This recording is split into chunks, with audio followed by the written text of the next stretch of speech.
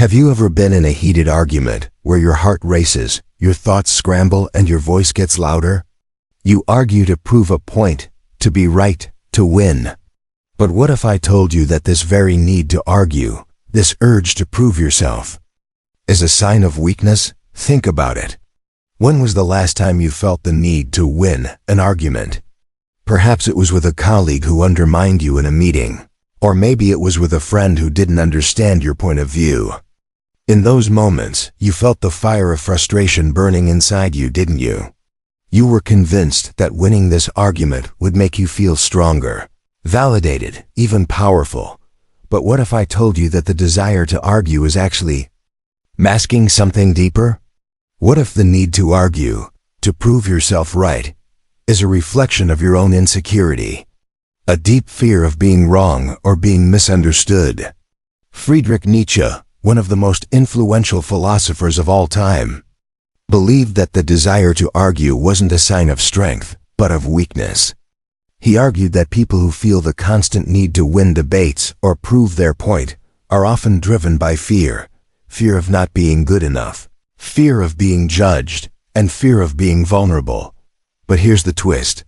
Nietzsche believed that the truly strong person does not engage in endless arguments. Why? Because their strength lies not in overpowering others with words, but in their ability to remain grounded in their own truth, unaffected by the need to prove it. You might be wondering, but isn't arguing important? Doesn't it help us make our points, challenge ideas, and push for change? Yes, arguments can be valuable, but only when they are grounded in clarity, not ego. Now, let me ask you this. What if winning an argument doesn't actually make you stronger? What if it's the act of resisting the urge to argue that reveals your true power? By the end of this video, you'll see why Nietzsche believed that arguing is for the weak, and how understanding this truth can completely transform how you approach conflict, self-worth, and relationships. Let's break it down. When we engage in arguments, what are we truly seeking? At its core, arguing is an attempt to assert control over the situation, over the other person, and often, over ourselves. We believe that by winning, we gain power.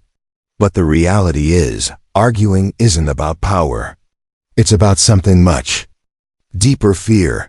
You've likely been in arguments where emotions run high, and logic takes a back seat. The more you argue, the more your heart races, your words get sharper, and you begin to feel as if winning is the only way out. But why does this happen? Why do we feel this overwhelming need to convince others that we are right? It's because arguing is often a reaction to insecurity. Deep down, we fear being misunderstood, being judged, or being seen as weak. The louder we argue, the more we try to convince ourselves that we matter. But the truth is, when you're constantly trying to prove something, you're revealing your own weakness. Think about it. When you argue to defend your beliefs, ideas, or actions, what are you really defending? It's not the argument itself. It's your ego. The ego thrives on recognition, validation, and control. It doesn't care about understanding the truth or expanding your horizons. It cares about protecting its image. This is why arguing becomes so draining. You may win the debate, but at what cost? The emotional energy spent trying to be right often leaves you feeling exhausted, frustrated, and disconnected. You don't just lose the argument. You lose a piece of yourself. Let's look at the science behind it. In psychological terms, this phenomenon is called cognitive dissonance. When our beliefs or ideas are challenged, our brains experience discomfort. In an attempt to restore balance, we feel compelled to defend our stance, even if it means engaging in endless back and forth. The irony? The more we defend, the less likely we are to actually listen or learn anything. We become trapped in a feedback loop of self-justification, where the truth becomes secondary to being right. This is where Nietzsche's philosophy cuts through the noise. He believed that those who engage in constant arguments are not living in their truth. They're living in their fear. Nietzsche proposed that the strong person doesn't need to argue to assert their power. Instead, they own their beliefs without needing external validation. Now, let's reflect. What happens when you let go of the need to argue? When you don't feel the constant pressure to defend your position? It's liberating, right? In those moments of stillness, you regain self-respect. You aren't trying to prove anything. You simply are. But here's the catch: letting go of the need to argue requires self-awareness. It requires you to step back from the ego-driven desire to win and acknowledge that your worth is not defined by being right. True power lies in self-mastery, not in domination. Imagine this. You're in a conversation, and someone challenges your opinion. Instead of immediately defending yourself, you take a deep breath and listen. You pause, allowing space for their perspective. You don't feel the need to convince them that you're right. Instead, you engage in a meaningful dialogue, where understanding and connection take precedence over winning. Does this sound familiar? It should, because the most successful leaders, philosophers, and even those with the highest emotional intelligence rarely argue. Instead, they listen deeply. They engage in conversations that seek understanding, not victory. Nietzsche's view on strength was radical. He didn't believe in the mindless competition that so many people fall into, whether in politics, relationships, or personal endeavors. He believed that true strength comes from being secure in yourself, regardless of what others say or think. When you stop feeling the need to prove yourself, you are free. And freedom, according to Nietzsche, is the ultimate form of strength. So, next time you find yourself drawn into an argument, ask yourself, am I arguing because I am seeking understanding, or am I arguing because I fear being seen as weak? The moment you recognize that, you can begin to break free from the cycle of proving and start embracing true power. Let's talk about Nietzsche's take on true strength. You see, Nietzsche didn't view strength in the same way that many of us do. We often associate strength with physical power, winning arguments, or dominating a situation. But for Nietzsche, strength was something much deeper. It wasn't about overpowering others or winning a battle. It was about self-mastery. Nietzsche believed that the strongest individuals are those who are most at peace with themselves. They don't need to prove anything to the world. They don't feel compelled to constantly assert their beliefs or to fight for their identity.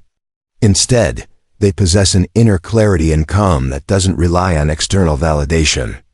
Their strength lies in their ability to remain rooted in their own truth, unaffected by the noise of others or the pressure to conform. Now think about this. True strength doesn't come from dominating others. It comes from mastering yourself. The reason people argue, fight, and defend themselves so fiercely is that they are afraid. Afraid of being wrong. Afraid of being seen as weak. But the strong individual, according to Nietzsche, doesn't need to fight for their identity because they are secure in who they are. Let's break this down.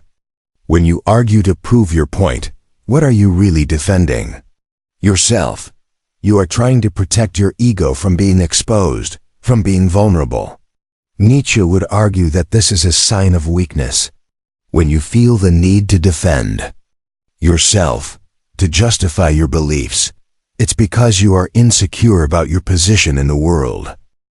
True strength, Nietzsche believed, was found in the ability to remain firm and composed in the face of challenges without needing to fight for your place in the world. To help understand Nietzsche's perspective, let's look at the concept of the Übermensch, or the overman. The Übermensch is an idealized version of humanity, someone who has transcended the limitations of the ordinary human experience. This person doesn't need to conform to societal rules or opinions. They don't need to argue to assert their worth. They have embraced their own individuality, and their power comes from their ability to live authentically, free from the shackles of external expectations. This idea is powerful because it forces us to look inward and ask, am I living authentically, or am I living to please others? Think about the people you admire the most, whether they're philosophers, leaders, or even just individuals in your life. They're likely people who don't seek constant validation or approval from others. They know their worth. They don't need to argue or defend their ideas because they are secure in their truth. Nietzsche saw this as the ultimate form of strength, the ability to live confidently in your own beliefs, regardless of external criticism or praise. But here's the paradox: most of us are not like this. Most of us live in fear. Fear of judgment. Fear of being wrong. Fear of being criticized. And when this fear takes over, we find ourselves defending our ideas, engaging in arguments that don't serve us or anyone else. We end up losing more than we gain because the energy we expend in these battles often leaves us exhausted and drained. Nietzsche didn't think the average person was weak for engaging in arguments or needing validation. But he believed that, in doing so, we limit our potential. Every time we argue, we reduce ourselves to mere ego-driven individuals, instead of embracing the higher self that is free from the need for validation. Now, let's talk about what it means to master the self too. Become that person who doesn't need to fight for their place in the world. Nietzsche believed that true power comes from self-reflection and self-discipline. The journey towards inner strength isn't about dominating others. It's about dominating yourself, controlling your impulses, understanding your fears, and rising above the need for external approval. When you stop arguing, when you stop feeling the need to prove yourself, you open up the space for self-improvement. You stop being driven by the insecurities that fuel conflict, and instead, you focus on what matters: growing as a person, deepening your understanding of yourself, and connecting with others on a deeper level. Nietzsche would challenge you to ask, what if, instead of fighting to be right, I focused on becoming the best version of myself? That's the power of self-mastery. When you are not bound by the need to defend your position, you are free to explore the world without the constraints of ego. You begin to operate from a place of clarity, not fear. And this clarity is where true strength lies. So, how do we apply this in our everyday lives? The first step is awareness. Recognize when you're feeling the urge to argue or defend yourself. Notice the emotions that arise and ask yourself, am I doing this because I believe in my position, or because I'm afraid of being wrong? The second step is to practice self-reflection. Take time to sit with your thoughts, meditate, and connect with your inner self. This is how you strengthen your inner voice and begin to trust it over the need for external validation. Nietzsche's vision of strength is about reclaiming your true self, embracing your flaws and your strengths, and realizing that you don't need to argue to prove your worth. Your value is inherent, and once you embrace that, you will find peace, confidence, and a strength that transcends anything the world can throw at you. Let's explore why Nietzsche believed that arguing is a sign of weakness, and why the act of defending yourself in a debate is often rooted in something much deeper than just the need to be right. The truth is, when we argue, we are not just defending our ideas, we are defending our ego. The ego is fragile. It thrives on validation, attention, and approval. And the moment it feels threatened, it reacts. In the heat of an argument, we are often fighting not to be wrong, but to protect an image of ourselves that we want others to see. Now, this may sound harsh, but Nietzsche saw the ego's need for validation as a fundamental weakness. It keeps us trapped in a cycle of defensiveness and self-justification. Think about it. When was the last time you argued to simply explore the truth, or to gain a deeper understanding? Probably never. Most arguments are driven by a desire to win, not to learn. The act of arguing by nature is a form of self-attack. When we argue to defend our point of view, we engage in a mental battle where the outcome is irrelevant. It's the defense itself that fuels the internal struggle. Every word we say, every point we make, is a desperate attempt to reassure ourselves that we are not wrong, that we are worthy, that we matter. But this need to prove ourselves, to engage in verbal warfare, is a sign of inner insecurity. Nietzsche believed that the strongest individuals are those who don't need to defend their position.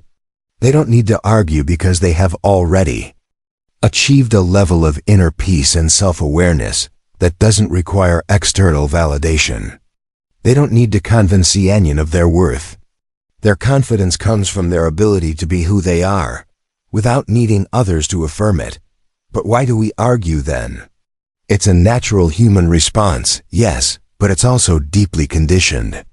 Society, from an early age, teaches us that we must fight to be heard. From school debates to social media discussions, the world encourages us to defend our beliefs and stand our ground. We are constantly told that to argue is to be strong, to be assertive, but Nietzsche saw this as a trap. Arguing doesn't make us strong.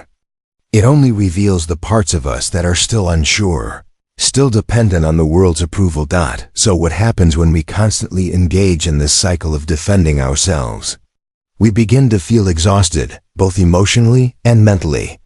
Every argument drains us, and yet we're still left with the same empty feeling, because the real issue was never about the argument. It was about our insecurity. Take a moment and think about the last argument you had. Did you walk away feeling empowered? Or did you feel drained, frustrated, or even a little ashamed? If you felt any of those negative emotions, it's a sign that the argument was less about the issue at hand and more about your own need to protect your identity. Nietzsche recognized this as a trap of the ego. The more we argue, the more we become entangled in our own insecurities. The more we engage in these verbal battles, the more our self-worth becomes dependent on the validation of others. And the irony? The more we fight to protect our ego, the weaker we become. But here's the powerful shift. When we stop arguing, we are no longer slaves to our ego. We stop engaging in mental warfare and start to practice peace. Nietzsche's philosophy doesn't advocate for avoiding conflict altogether. Instead, it encourages us to embrace conflict with awareness, to recognize when we are arguing to defend our sense of self, and when we are genuinely engaging in a conversation to explore new ideas. Think about conflict in relationships, whether it's with a partner, a friend, or a colleague. The urge to argue often comes from a need to be heard, understood, or validated. But what if, instead of arguing to win, you shifted the focus to understanding? What if, in the middle of an argument, you took a moment to pause and observe? Instead of pushing your viewpoint, you listened. In doing so, you would create an opening for growth, understanding, and connection, not only with the other person but also with yourself. Nietzsche's message is clear. The act of arguing is a reflection of an ego-driven, insecure mind. And the antidote to this insecurity isn't more arguments or louder voices. It's inner strength. The strength to stand firm in your own beliefs without needing to constantly prove them. This doesn't mean that you should become passive or avoid conflict altogether.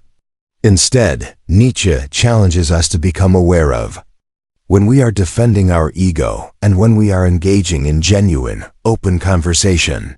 The true sign of strength is the ability to remain grounded in your own beliefs without feeling the need to fight for them.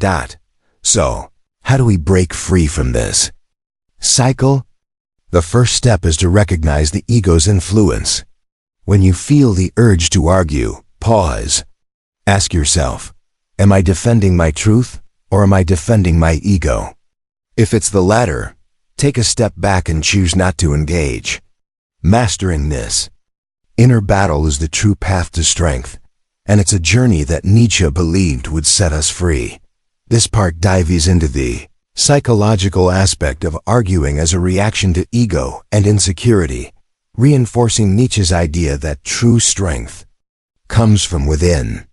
It's designed to help the audience see that constant arguments reveal weaknesses, and the real power lies in inner peace and self-awareness. Now that we've established that arguing comes from a place of insecurity and ego, let's explore what Nietzsche believed was the true path to strength. Wisdom over winning. The world tells us that we must win, whether it's in a debate, a career, or even in our relationships. We're conditioned to think that winning is everything. But what if I told you that winning doesn't necessarily mean you're strong? What if the real strength lies not in defending your position, but in choosing wisdom over ego? When we're caught up in the heat of an argument, we often believe that the only way to win is to make the other person connection, and ultimately peace. Imagine this. You're in a conversation, and the other person challenges your beliefs. Instead of immediately jumping to defend yourself, you choose to pause. You take a deep breath and listen. You're no longer thinking about how to counter their point, or how to prove that you're right. Instead, you're thinking, what can I learn from this? You give the other person the space to speak freely, knowing that you don't need to win to validate your worth. This shift is transformative because it challenges the default human reaction to defend and to win. It requires us to be vulnerable, to admit that we don't have all the answers, and to be open to the possibility that our perspective could be incomplete or wrong. When we move from winning to wisdom, we free ourselves from the exhausting cycle of arguing. We stop trying to control others with our words and instead focus on creating a deeper understanding of ourselves and the world around us. Nietzsche's philosophy also tells us that the more we argue, the more we become entangled in the web of ego. But the moment we let go of the need to win, we break free from that web. Instead of constantly defending ourselves, we can begin to engage in meaningful dialogue where both parties can grow, learn, and move forward in a constructive way. But here's the key. This isn't about being passive. It's about active listening, truly paying attention to the other person's words, emotions, and ideas without immediately jumping in with a rebuttal. It's about stepping back from the need to control the conversation and instead allowing it to unfold naturally.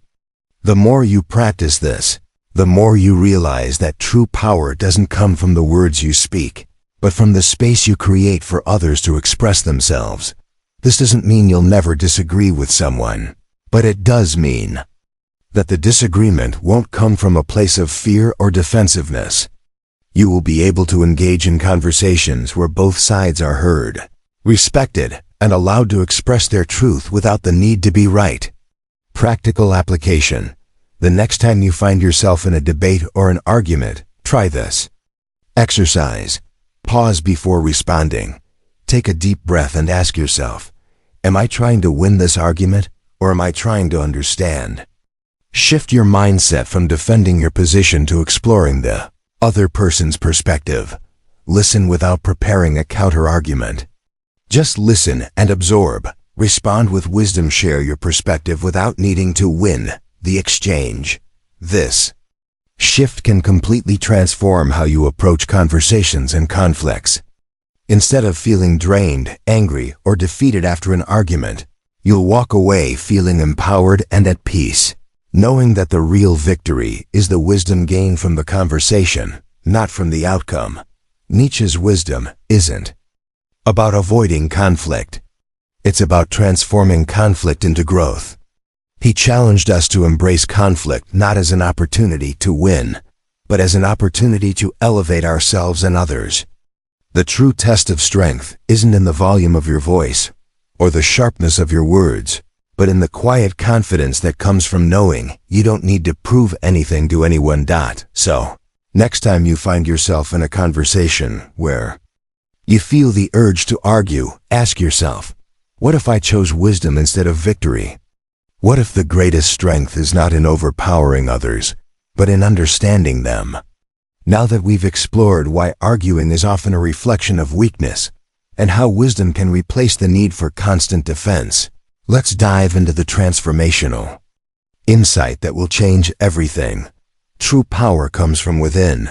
When you stop engaging in arguments driven by the ego, something remarkable happens. You begin to experience a profound shift within yourself, a shift from external validation to internal strength. This shift is not just philosophical, It's emotional, psychological, and even spiritual. Think about it. The reason we argue, the reason we fight to be right, is because we tie our worth to external validation. Whether it's the approval of others, the need to be seen as smart, or the desire to win a debate, we seek outside confirmation to feel secure. But this external validation is fleeting. It doesn't provide lasting fulfillment. It's like chasing a shadow. It always moves ahead of you, just out of reach. Nietzsche, in his radical wisdom, understood that the most powerful people are not those who seek approval from others, but those who are secure in themselves.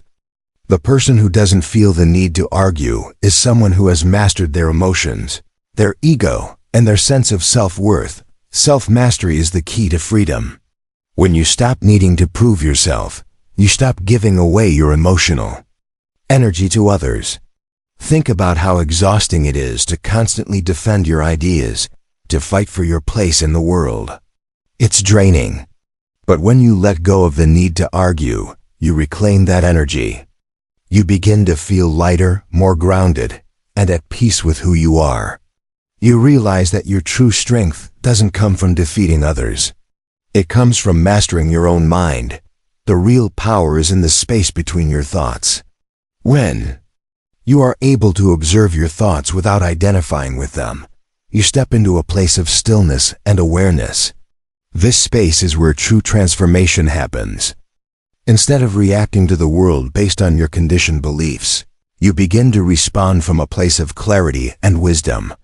This ability to step back and observe is what gives you emotional strength. Let me explain.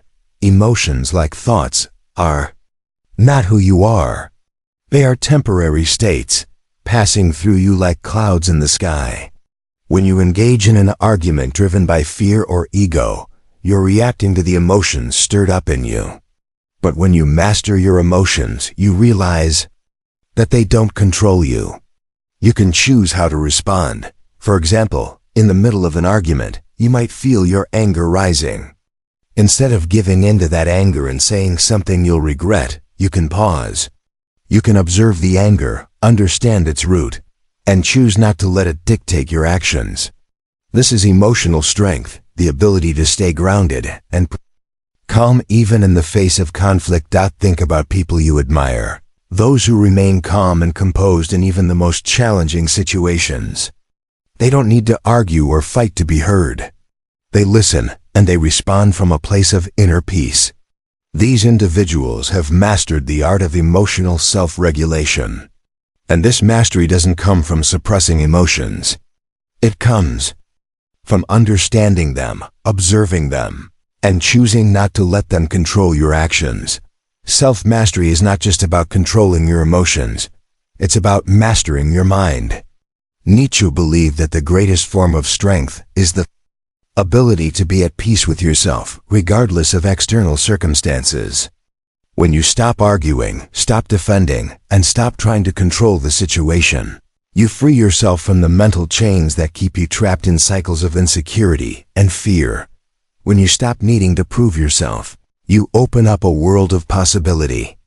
You are no longer bound by the need for approval, and as a result, you become more authentic, confident, and capable.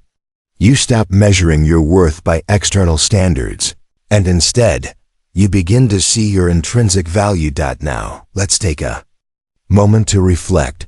How much of your emotional energy are you wasting on arguments and defending yourself? How much of your life are you spending trying to prove your worth to others? What would happen if you could release the need for validation and simply be? Imagine the peace, the clarity, the joy that would come from just living your truth. Free from the pressure to constantly prove yourself.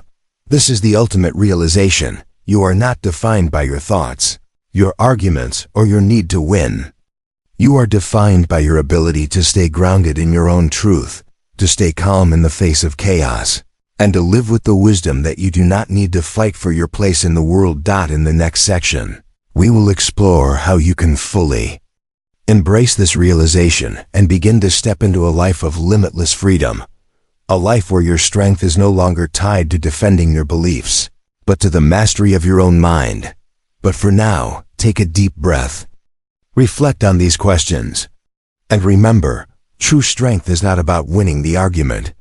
It's about mastering your inner world. Now that we've journeyed through the depths of Nietzsche's philosophy and explored why arguing is for the weak, let's bring it all together with a final question. If the voice in your head is not truly you, then who are you? This question lies at the heart of Nietzsche's radical philosophy. For most of us, the voice in our heads, the constant chatter of thoughts, doubts, and fears, is what defines us. We identify with it so deeply that we believe it is who we are. But as we've learned, you are not your thoughts, and you're true. Power lies in the space between your thoughts, the ability to observe them without getting entangled in them. But here's the truth. You are not the voice inside your head. You are the awareness that is observing it. Think about that for a moment. What does that mean for your life? If you are not your thoughts, then you are free. You are not bound by the limitations of the ego or the need to defend yourself, argue, or prove your worth. You are free to live in alignment with your true self, not the false narratives that your mind creates.